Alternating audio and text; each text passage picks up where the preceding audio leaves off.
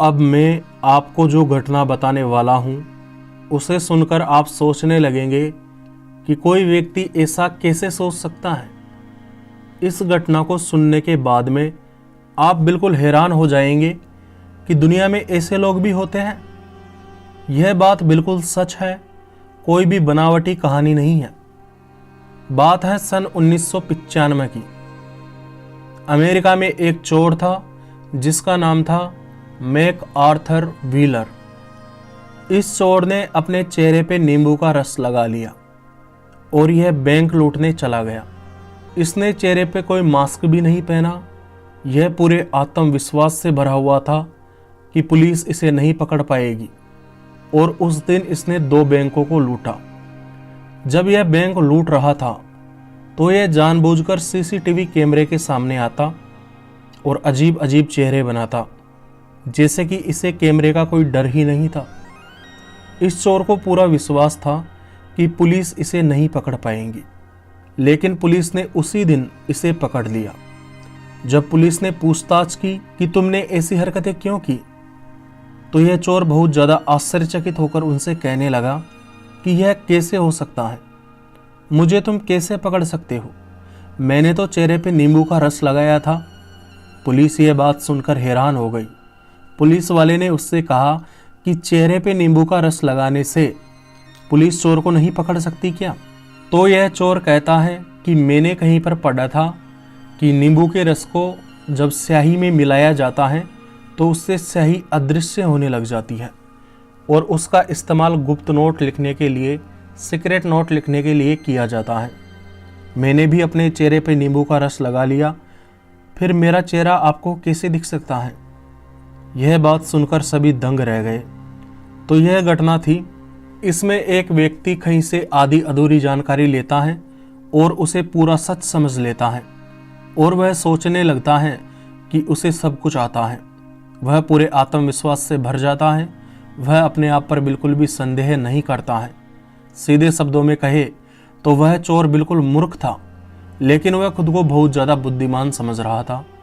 अक्सर जिन लोगों को किसी सब्जेक्ट के बारे में बिल्कुल जानकारी नहीं रहती है और यदि उस सब्जेक्ट को वो व्यक्ति थोड़ा बहुत पढ़ लेते हैं, थोड़ा बहुत ज्ञान अर्जित कर लेते हैं, तो वे खुद को बहुत ज़्यादा स्मार्ट समझने लग जाते हैं।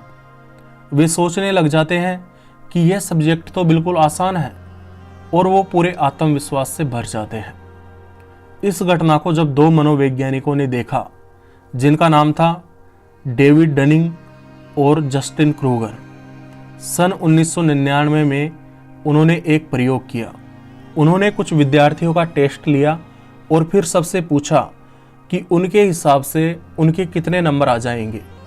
तो वे विद्यार्थी जो पढ़ाई करने में ज़्यादा इंटेलिजेंट नहीं थे, उन्होंने अपने नंबर बढ़ा चढ़ाकर बताए थे, जबकि वास्तव में उनके नंबर उससे कम आए थे जितना कि उन्होंने बताए थे। और जो विद्यार्थी पढ़ाई में होशियार थे, उन्होंने जितने नंबर आने की बात कही थी, उनके उसके आसपास ही नंबर आए थे। इस प्रकार कई प्रयोग करके इन दोनों मनोवैज्ञानिकों ने यह निष्कर्ष निकाला कि जो व्यक्ति कम जानकार होता है वह अपने आप को ज़्यादा ज्ञानी समझता है और वह अपनी कमियों को नहीं पहचान पाता है एवं झूठे आत्मविश्वास से भरा होता है। लेकिन जैसे जैसे वह व्यक्ति अपने ज्ञान को बढ़ाना शुरू करता है तो उसका यह झूठा आत्मविश्वास टूटने लग जाता है और जब उसका झूठा आत्मविश्वास टूट जाता है तो वह अपनी कमियों को पहचानने लगता है और वो सच में ज्ञान प्राप्त करता है, अपनी कमियों को सुधारने का प्रयास करता है और मेहनत करता है। तो उसके बाद में उसमें एक सच्चा आत्मविश्वास पैदा होता है। इन दोनों वैज्ञानिकों के नाम पर इस घटना को डनिंग क्रूगर इफेक्ट कहा जाता है। मैं आपको डनिंग क्रूगर इफेक्ट के कुछ उदाहरण बताता हूँ। उदाहरण नंबर 1, एक व्यक्ति जो नई नई गाड़ी चलाना सीखता है वह सोचने लगता है कि वह अब बहुत अच्छे से गाड़ी चला सकता है। उदाहरण नंबर 2, एक व्यक्ति जो अच्छा नहीं गाता है लेकिन वह खुद को अच्छा सिंगर समझता है और यदि आप उसे कहते हो कि वह एक अच्छा सिंगर है तो वह आपको अपने बेसुरे गाने सुनाने लगता है, लेकिन उसे अपने अंदर से महसूस होता है कि वह अच्छा गा रहा है। उदाहरण नंबर 3, एक नए नए बिजनेसमैन जो बिजनेस के बारे में ज़्यादा कुछ नहीं जानता है, वह सोचता है कि अगले साल ही वह सक्सेसफुल बन जाएगा या करोड़पति बन जाएगा। इस प्रकार के कई उदाहरण दिए जा सकते हैं जिनमें एक कम जानकार व्यक्ति खुद को ज्ञानी समझता है।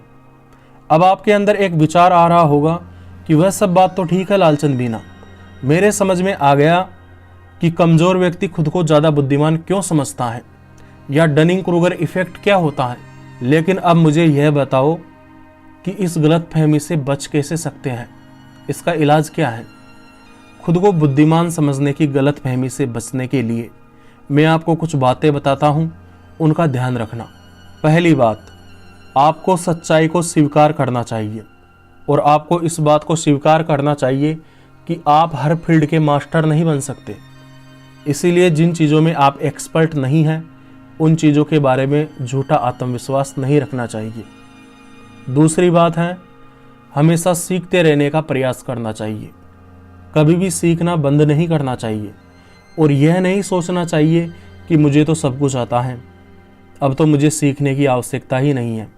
अगर आपको ऐसा महसूस होता है कि आपको कुछ भी सीखने की आवश्यकता नहीं है तो यह आपकी सबसे बड़ी गलती है, यह आपकी सबसे बड़ी मूर्खता है।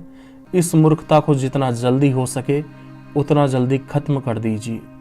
इस मूर्खता को खत्म करने का तरीका है कि अपने आप को विनम्र बनाओ, अपनी कमजोरी को स्वीकार करो और उसे दूर करने का प्रयास करो।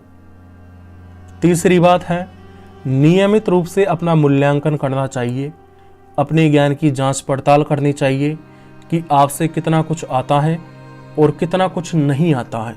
इस बात को समझना चाहिए और उस हिसाब से तैयारी करना शुरू कर देना चाहिए। तो उम्मीद करता हूँ आपको डनिंग क्रूगर इफेक्ट समझ में आ गया होगा।